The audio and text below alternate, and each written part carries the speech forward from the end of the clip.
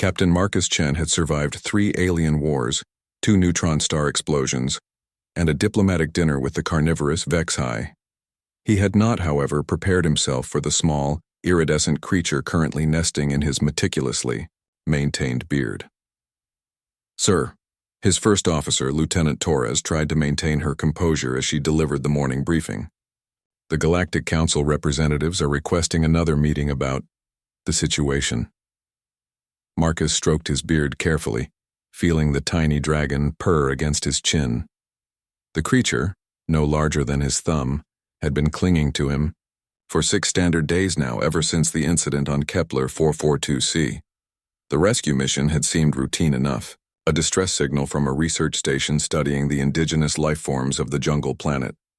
When Marcus and his team arrived, they found the station overrun by poachers from the Scarn Collective, harvesting rare creatures for the black market. The battle had been swift but brutal. Marcus remembered ducking behind an overturned research table when he heard it, a sound so small and pitiful it cut through the chaos of plasma fire like a knife through his heart. There, in a damaged containment unit, was the tiniest dragon he'd ever seen. Its wing was bent at an unnatural angle, its golden scales dulled with pain and fear. Without thinking, Marcus had scooped the creature up, tucking it safely inside his tactical vest. The moment his calloused fingers touched the dragon's trembling form, something had shifted in the air around them. The dragon's large, intelligent eyes met his, and Marcus felt an inexplicable connection form between them. Now, 6 days later, the dragon, whom Marcus had reluctantly named Spark after its tendency to emit small electrical discharges when content, refused to leave his beard.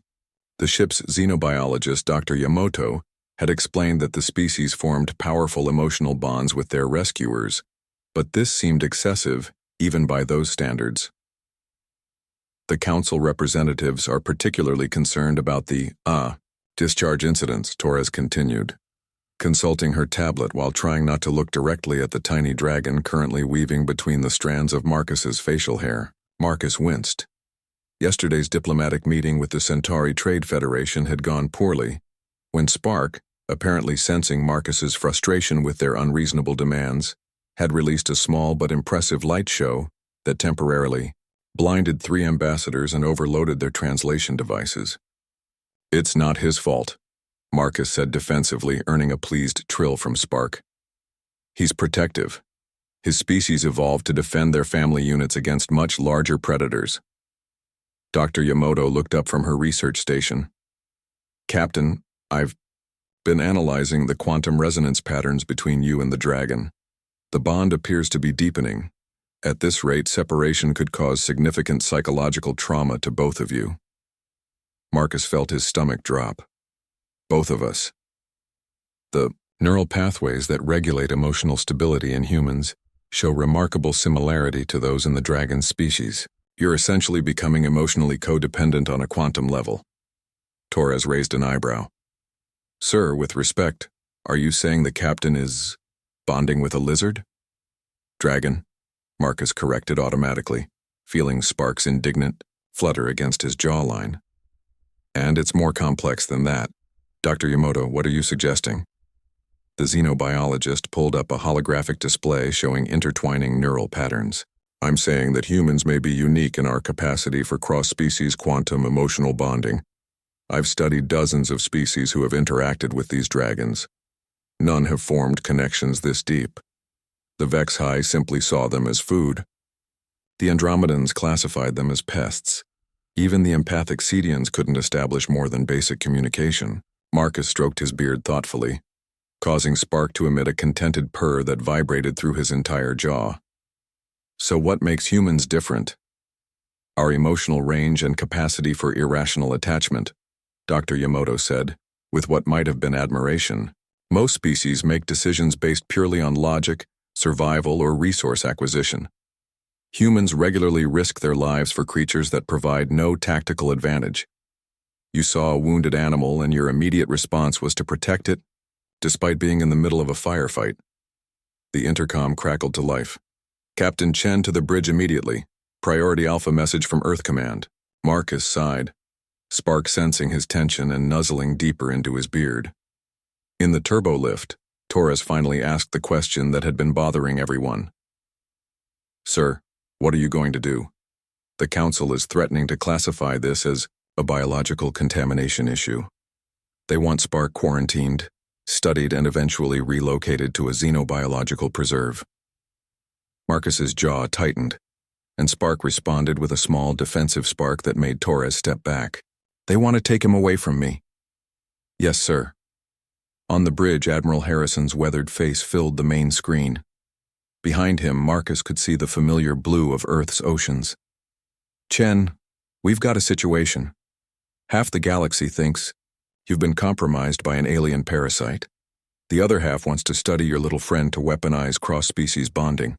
Command is ordering you home for debriefing and evaluation." Marcus felt Spark tense against his throat. The dragon's emotional intelligence was remarkable. He understood the threat even without comprehending the words. "Admiral, respectfully, I request permission to speak freely." "Granted." The galaxy is full of species that see other life forms as either resources to be exploited or threats to be eliminated. Humans are apparently unique in our ability to form genuine emotional bonds across species barriers. Isn't that something worth protecting rather than studying? Admiral Harrison leaned back in his chair. "Go on. Spark isn't a pet or a parasite. He's family. And if that makes us different from every other species in the galaxy, then maybe that's exactly what makes us valuable as allies and explorers." The tiny dragon in his beard trilled softly, a sound of absolute trust and contentment. Admiral Harrison was quiet for a long moment. "Chen, you realize that if we allow this, every ship captain in the fleet is going to want their own dragon?" Marcus couldn't help but smile, feeling Spark's tiny claws gently knead his beard. "With respect, sir, I don't think it works that way.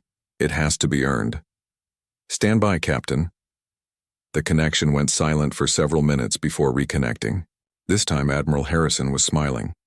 "Command has decided that your unique diplomatic capabilities may be valuable for future first contact situations.